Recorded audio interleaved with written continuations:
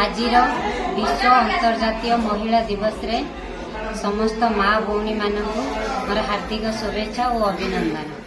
रश्मिता सेठी गणिजांग सरपंच।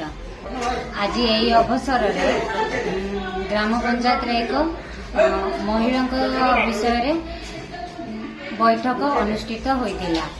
एठारे उपस्थित थे आशाकर्मी, अंगनवाड़ी दीदी, वार्ड मेंबर, एसएचजी ग्रुप रे माँ माने समस्त महिला माने एठारे उपस्थित थिले।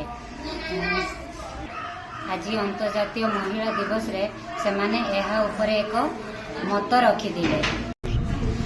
प्रथम तो अंतर्जातिक महिला दिवस रे समस्त महिला मानक मु हार्दिक अभिनंदन जनाउछि। मु कृष्णाराणी साहू, गणिजांग आयुष्मान आरोग्य मंदिर गोष्ठी स्वास्थ्य अधिकारी।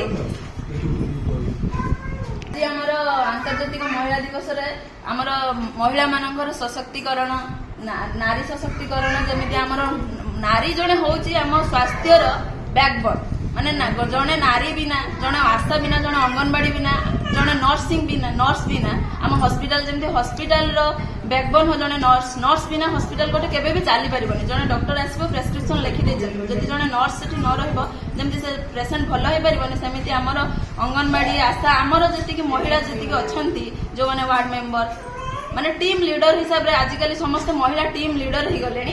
तो टीम लीडर जेते बेले हमर बैकबोन ही दउचंती सेते बेले हमें स्वास्थ्य को अधिक समृद्धि करि परछु।